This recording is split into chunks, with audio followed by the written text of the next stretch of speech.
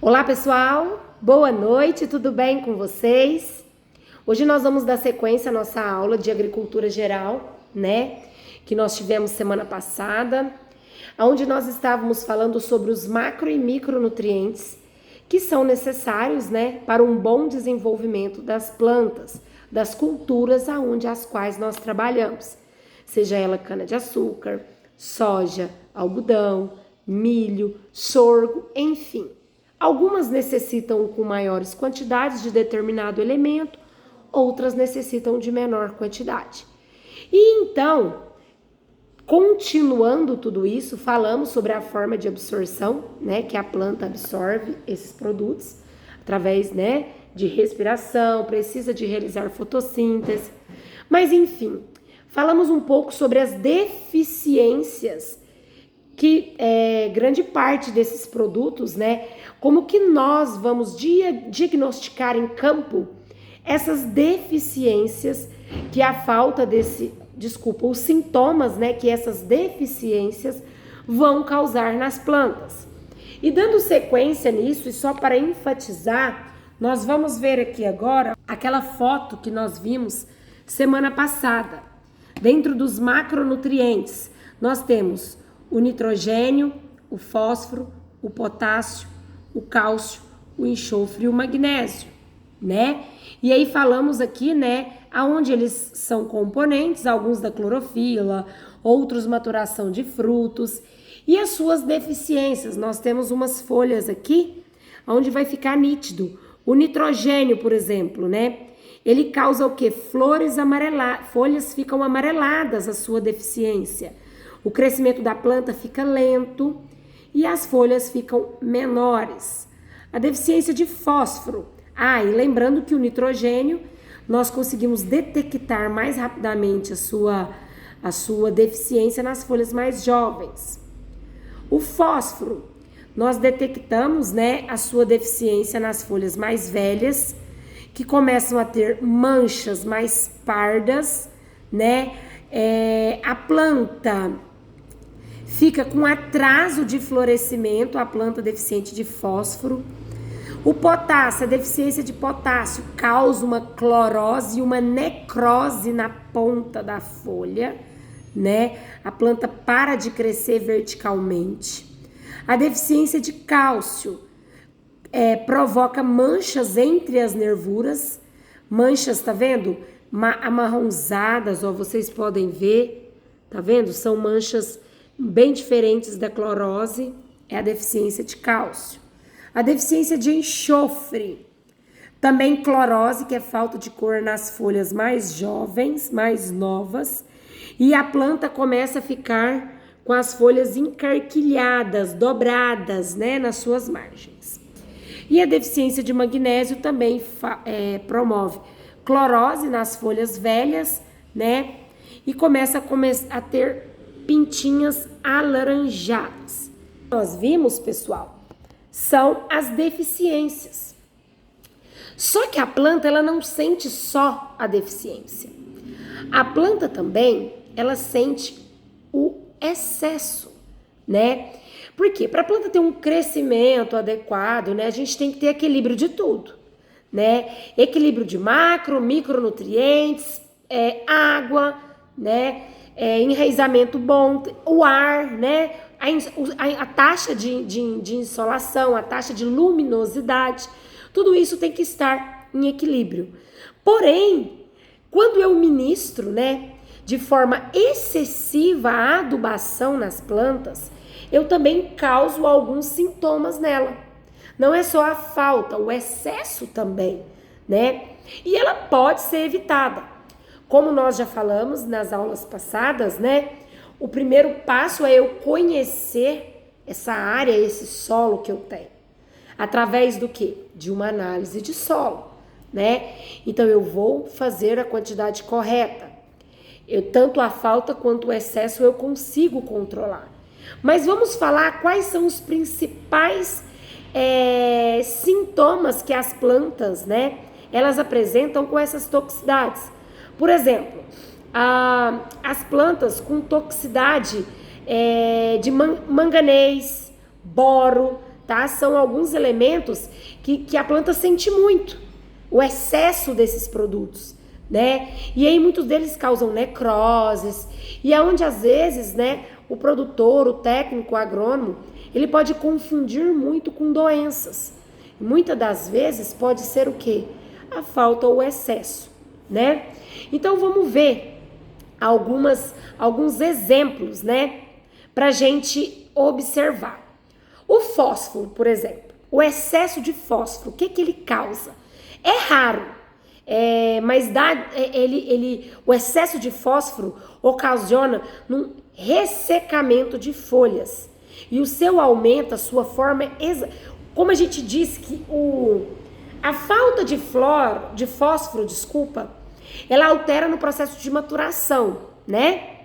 Porém, o excesso causa uma maturação muito rápida, né? E aumenta a estabilidade dos caules. A planta bem nutrida de fósforo, ela tem caules mais fortes. A falta de fósforo faz com que o caule fique um pouco estabilizado. O excesso de potássio. O excesso de potássio é raro, é muito raro acontecer, mas pode interferir na absorção de um outro nutriente, que é o magnésio. Quando a planta está com excesso de potássio, ela pode causar a deficiência, interferência, dificuldade em absorver o magnésio. Excesso de cálcio pode interferir também na absorção de magnésio e de potássio. E pode reagir, tá? Com o enxofre e o fósforo, né? Ele pode causar algumas reações que vão causar algumas fitotoxicidades na planta. Excesso de magnésio é raro, tá? É muito raro ter isso. Excesso de enxofre. As folhas ficam mais pequenas que o normal e podem começar a cair. Excesso de cobre. As folhas ganham um tom bronzeado, porque o cobre ele tem essa característica, né? Nós temos, você vê um material feito de cobre, ele tem uma coloração cobre. Então, o excesso de cobre nas plantas, ele vai causar essa tonalidade cobre nas folhas. O excesso de ferro é um elemento muito tóxico. O ferro, né? Se ele aplicado em excesso, ele é muito tóxico. E aí, o que acontece? A planta estabiliza, ela para de crescer. E as raízes, ela ganham uma cor mais escura e começam a necrosar e a morrer. Isso é o excesso de ferro. Excesso de zinco, né? Ele é um veneno para as plantas, o excesso de zinco. Elas começam a bloquear a absorção de ferro, podendo causar até morte das plantas. Excesso de boro. As plantas, as pontas das folhas ficam amarelas, né? Seguido de necrose. E as folhas caem. O molibdênio, o excesso de molibdênio também causa descoloração nas folhas. E em grandes concentrações, as folhas podem ficar até laranja, tom laranja. Vou colocar no grupo para vocês, tá? Assim que vocês terminarem a aula, e hoje já vou colocar a tabelinha, né? A falta e o excesso de nutrientes. O que eu quero trazer para vocês é isso, gente. Nós precisamos estar conscientes da necessidade de fazer uma aplicação correta de produtos, tá? Porque tanto a falta quanto o excesso são prejudiciais e a planta sente. Vou repetir o que eu disse em última aula. Às vezes eu planto uma cultivar de, assim, extrema produtividade, de um teto produtivo muito grande. Fiz tudo corretamente. Fiz um manejo de solo correto, fiz um plantio adequado, fiz um tratamento de sementes adequado, porém, né, a minha planta não expressou corretamente. Muitas das vezes pode estar, eu fiz o controle de pragas e doenças corretamente, mas a planta não conseguiu despontar, certo? A planta não conseguiu dar o resultado que a gente queria. O que a gente pode ter acontecido? A falta ou o excesso de determinado nutriente nessa planta. Então, seja o nutriente aplicado tanto via foliar também, tá, gente? Não é só via terrestre, via granulado, né? Produto granulado. A gente pode causar essas deficiências. E dentro disso, né, nós vamos começar a trabalhar, começar a falar agora sobre como é que nos é dado esses nutrientes para as plantas. O professor Jefferson já falou com vocês de algumas coisas, tais como ureia, sulfato, cloreto. São produtos, são matérias-primas que nós temos no mercado que vai nos suprir desses nutrientes. O solo possui esses nutrientes, professora? Sim, mas a planta ela absorve esses nutrientes, então nós precisamos repor. E a forma como nós repomos, né, vai ser via foliar ou via granulométrica, né, em grânulos, que são os adubos convencionais que nós estamos acostumados a ver. São os NPKs na vida, né? N de nitrogênio, P de fósforo e K de potássio. Então nós temos no mercado aí o nitrogênio, né? Em forma de nitrogênio nós temos o sulfato, nós temos a ureia, são algumas fontes, né, de nitrogênio. Nós temos algumas fontes de fósforo, né? P2O5, por exemplo, é uma fonte de fósforo. Nós temos também o cloreto de potássio, que é uma fonte de potássio, né? Ela também, como na nomenclatura, o cloreto de potássio é KCl, K de potássio, Cl de cloro. Então, nós precisamos compreender o que cada nutriente, cada matéria-prima dessa tem como garantia. Por exemplo, a ureia. A ureia ela tem 45% de nitrogênio. Se eu pegar 100 quilos de ureia, apenas 45 quilos é nitrogênio. O resto são materiais incipientes, né, que a gente fala. São outras coisas que não têm valor nutritivo, mas que estão ali presentes. Então, a ureia é um produto no qual nós temos 45% apenas de nitrogênio, ok? E aí nós temos no mercado várias matérias-primas, vários produtos, né, que são utilizados nessas formulações, tanto para macro quanto para micronutrientes. Mas de onde advém essa matéria-prima, né? Todos os adubos que nós encontramos, seja fósforo, potássio, né? Apenas a ureia, que é um caso à parte. Para quem não sabe, a ureia, ela a gente falou, acho que em última aula eu comentei com vocês, a ureia é um subproduto petróleo, né? O restante são provenientes de rochas, ok?